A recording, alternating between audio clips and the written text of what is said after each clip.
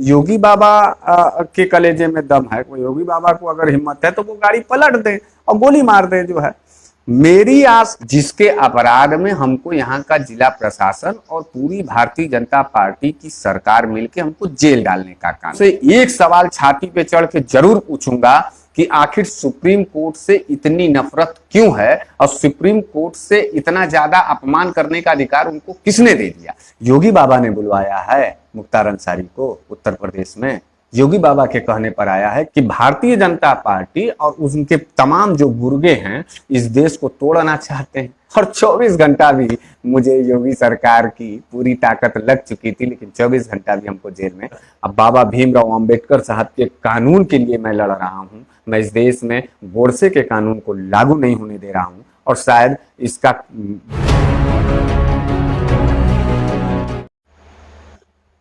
मिश्रा जी, आखिर आपको किस कारण जेल जाना पड़ा?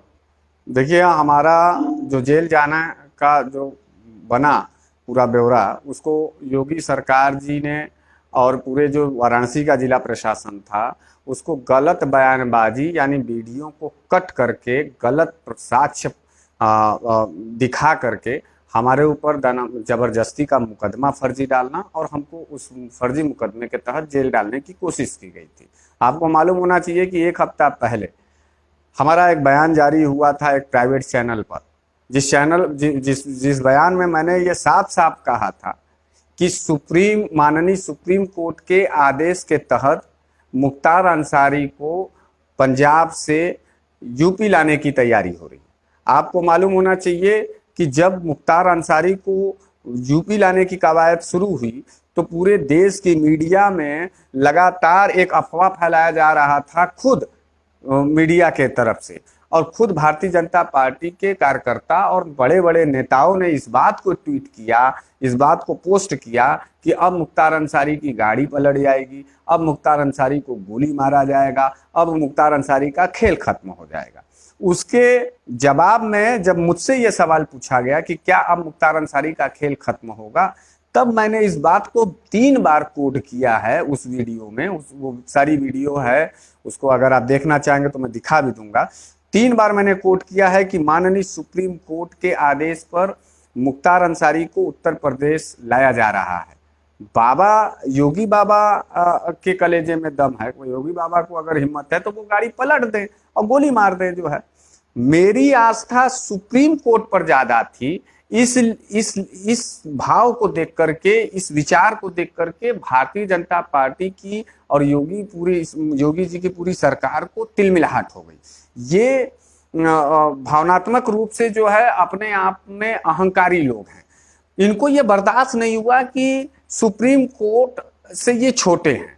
मेरा सिर्फ एक अपराध था कि हमने इस देश के माननीय उच्चतम न्यायालय पर पूर्ण भरोसा रखा, उस पर पूर्ण रूप से विश्वास रखा, जिसके अपराध में हमको यहाँ का जिला प्रशासन और पूरी भारतीय जनता पार्टी की सरकार मिलकर हमको जेल डालने का काम की। मैं अभी बीमारी की अवस्था में हूँ और क्वारंटाइन हूँ। मैं जैसे ही यहाँ से निकलूंगा मैं सबसे पहले उस वीडियो को निकालूंगा और उस वीडियो को सबको सर्कुलेट कराऊंगा। और जिन लोगों ने भी साजिशन मेरे ऊपर मुकदमा लादा है, जिन लोगों ने भी मेरे साथ जो है दुर्व्यवहार और दुर्भावना के तहत कार्रवाई किया, चाहे प्रशासनिक अधिकारी हो चाहे वो सरकार के लोग हो, मैं उन लोगों से एक सवाल छाती पे चढ़ के जरूर पूछूंगा कि आखिर सुप्रीम कोर्ट से इतनी नफरत क्यों है और सुप्रीम कोर्ट से इतना ज्यादा अपमान करने का अधिकार उनको किसने दे दिया? इस देश के अंदर जो भी कानून व्यवस्था है माननीय सुप्रीम कोर्ट के निर्देशानुसार होता है। हमारा अपराध यह था कि हमने सुप्रीम कोर्ट को बड़ा बना दिया, इसलिए योगी बाबा तिलमिलाए, क्योंकि सुप्रीम कोर्ट से मैं हमेशा योगी बाबा और उनके पूरे सरकार को और भाजपा को छोटा समझता हूं और छोटा समझता रहूंगा। इसमें कोई हमको बार बार हमको जेल जाना होगा, जाएंगे, लेकिन हम माननीय उच्चतम न्यायालय का सम्मान, माननीय उच्चतम सुप्रीम कोर्ट का जो इज्जत है उसको मैं बरकरार रखूंगा और लगातार उसको बुलंदी पर पहुंचाने की जो उनकी स्थिति है, श्रेणी है, वो रहेगी। हम भारतीय जनता पार्टी को छोटा समझते हैं और छोटा समझते ही रहेंगे। क्या प्रशासन आपके ऊपर क्या कोई दुर्व्यवहार कभी किया, क्या आपसे बदतमीजी की गई? नहीं, प्रशासन दुर्व्यवहार और बदतमीजी तो नहीं की। इसके ये मामला नहीं है। ये जब प्रशासन के लोग आए, हमको सबसे पहली बात ये अचंभित हो रहा है कि मुझे गिरफ्तार करने के लिए वाराणसी के एडिशनल कमिश्नर पद पर यानी एसपी सिटी महोदय आकर के हमारी गिरफ्तारी और हमसे पूछताछ कर रहे हैं। सीओ साहब हमारे के यहाँ थे, एसओ साहब थे, और हमारे ऊपर मुकदमा चौकी इंचार्ज के द्वारा कराया गया है। तो इस तरीके का जो डर है सरकार के अंदर, और जो कि आम जनता का सवाल जो है वो लगातार ये फेस नहीं कर पाते हैं भारतीय जनता पार्टी के लोग, वो डर सामने समझ करके निकल करके आया। और मुझे सबसे ज्यादा तकलीफ ये है कि हमारे पढ़े लिखे प्रशासनिक अधिकारी भी जब उस वीडियो को देखे हैं और उसमें साफ साफ जब बोला गया है कि माननीय सुप्रीम कोर्ट के आदेश से उसको लाया जा रहा है, योगी बाबा को हिम्मत नहीं है कि वो गाड़ी पलट लें, तो मेरा अपराध माने वो भी इतना पढ़ा लिखा होकर के इतने गंभीर पद पर रहने के बावजूद भी वो भी इस बात को नहीं समझ पाए कि आखिर वक्ता कहना क्या चाहता है और हम बोलना क्या चाहते थे। तो हो सकता है कि उनके ऊपर से शासन का दबाव हो, निश्चित रूप से अपनी नौकरी का डर हो। निश्चित रूप से बेचारे पुलिस के लोग हैं, वो भी अपने परिवार को चलाना चाहते हैं। वो तो पूरा योगी बाबा की जो कैबिनेट और पूरी जो सरकार थी वो प्रेशर में रखी थी यहाँ के प्रशासन के लोगों को, और उनका मैं पुलिस वालों से कोई हमारा जो है वो नहीं है भाई, जो भी सरकार में रहेगा जो आदेश आएगा वो पुलिस वाले लोग करेंगे। लेकिन व्यक्तिगत रूप से मैं प्रशासन के लोगों से कहना चाहता हूं कि इन फ्यूचर माननीय सुप्रीम कोर्ट के ऊपर आस्था दिखाने वाले को तो कम से कम कलम रोक दीजिएगा, उनको जेल मत डालिएगा अवैध तरीके से। प्रशासन ने पूरे दबाव में अवैध तरीके से मुकदमा डाला है, अभी उसका मैं चुनौती दूंगा और मैं सुप्रीम कोर्ट खुद जा रहा हूं, मैं खुद हाई कोर्ट जाऊंगा और ये जितने अधिकारी लोग इसमें थे मैं उस वीडियो को सर्कुलेट कराऊंगा और मैं पूछूंगा कि आखिर क्या गलती हो गई, हमने सुप्रीम कोर्ट पर अगर आस्था दिखा दिया तो।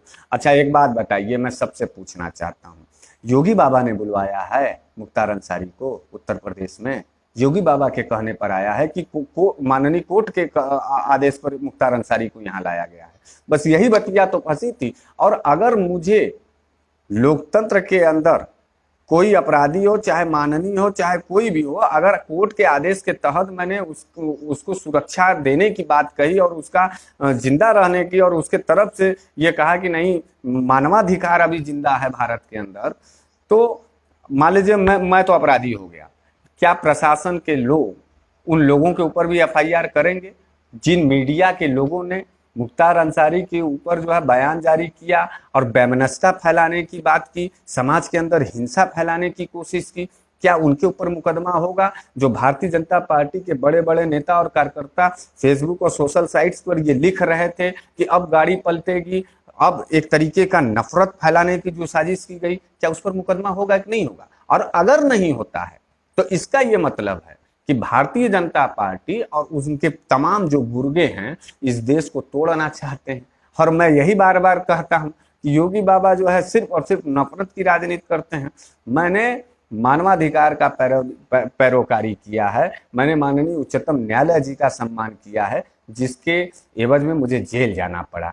कि काफी दुख और दर्द इस बात का है कि इस गांधी के देश में, इस अंबेडकर के देश में सुप्रीम कोर्ट का पक्ष लेने पर अधिकारियों ने मुझे जेल डाला है। इस बात का मुझे सबसे ज्यादा तकलीफ, और इसका मैं जवाब लेके रहूंगा, मैं छोड़ूंगा नहीं किसी को, इस बात को आप जान लीजिए। लेकिन मिश्रा जी, जब आपके ऊपर दुख की घड़ी आई, काफी लोगों ने आपका समर्थन किया होगा, आपका साथ दिया होगा, आपके दुख में खड़े थे, तो किन किन का आप धन्यवाद करना चाहेंगे?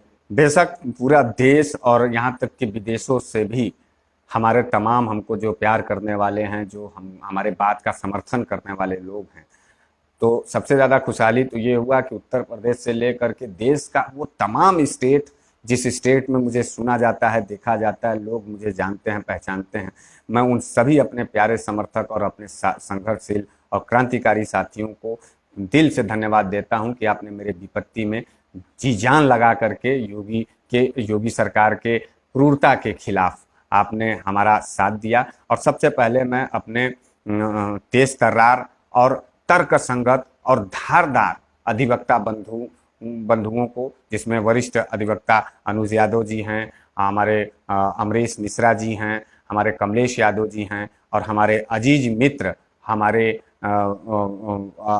पुराने संघर्षों के साथी अधिवक्ता विकास सिंह जी का और रतनदीप जी, अजय पाल जी, ये तमाम जो अधिवक्ता गण लोग थे, जो विनोद शुक्ला जी, तमाम काफ़ी लोग थे, मैं सबका नाम नहीं ले पाऊंगा, मैं क्षमा चाहूँगा। ये तमाम जो अधिवक्ता बंधुओं का एक बड़ी फौज थी, जो योगी सरकार की क्रूरता के खिलाफ खुद आक्रोशित होकर के न्यायालय के आदेश पर आस्था रखने वाले को जब जेल हुआ तो इन लोगों ने पूरी शिद्दत के साथ मुझे बाहर निकाला, और 24 घंटा भी मुझे योगी सरकार की पूरी ताकत लग चुकी थी, लेकिन 24 घंटा भी हमको जेल में नहीं रख पाए। मैं पहले अपने अधिवक्ता बंधुओं का धन्यवाद देना चाहूँगा। दूसरे श्रेणी में मैं देश के उन तमाम सांसद महोदय और विधायक महोदय का भी दिल से धन्यवाद देना चाहता हूं, जो दिल्ली से लेकर के साउथ से लेकर के पंजाब और बंगाल, बिहार, यूपी से तमाम जो लोग, जो हमारे एमएलए और हमारे मेंबर ऑफ पार्लियामेंट महोदय हैं, उन्होंने भी जो ट्वीट किया सोशल साइट्स पर हमको छुड़ाने के लिए, मैं उनको भी तहे दिल से धन्यवाद देता हूं। आप सभी लोगों का प्यार और समर्थन और आशीर्वाद मुझे मिलता रहे। साथ ही मैं यूपी कांग्रेस कमेटी का जो पूरा एक बड़ा एक समर्थन मिला, हमारे कोर्ट और अदालत में भी तमाम सम्मानित कांग्रेस के बड़े नेता भी और छोटे कार्यकर्ता से लेकर के सभी लोगों ने पूरी जज्बात और हिम्मत के साथ मेरे साथ कोर्ट से लेकर के जेल तक कंधे से कंधे मिला करके खड़े रहे। मैं उनका भी धन्यवाद देना चाहता हूं।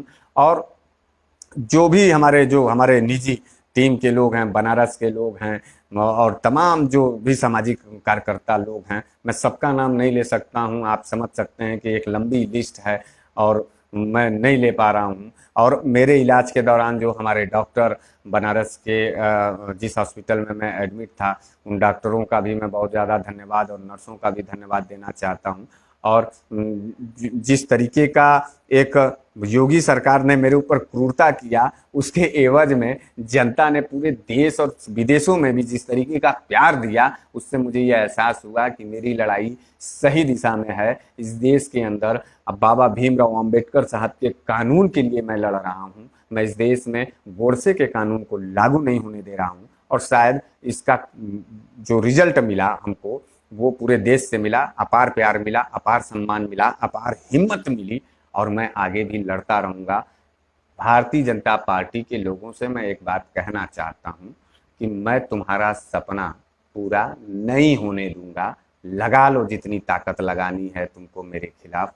अब और भी ज़्यादा बारूद बन करके तुम्हारे सवालों का जवाब और भी मुखर तरीके से तुमको सुनना होगा, और तुमको जितना मुकदमा लगाना है और जितना जेल भेजना है, तुम्हारी ताकत का अंदाजा हम जरूर तुमको लगवाएंगे। तुमको जितना जेल भेजना है भेज लेना। हरीश मिश्रा यानी बनारस वाले मिश्रा जी, जितनी ताकत के साथ तुमने दबाने की कोशिश की है, उतने ही ताकत के साथ मैं उभर करके फिर सामने आया हूं। मैं सबको एक बार फिर से क्रांतिकारी सलाम करता हूं कि आपने विश्वास मेरे ऊपर जताया, और इस विश्वास के तहत मैं भारत के अंदर लोकतांत्रिक मूल्यों के लिए अपना बलिदान देने का शपथ लेता हूं।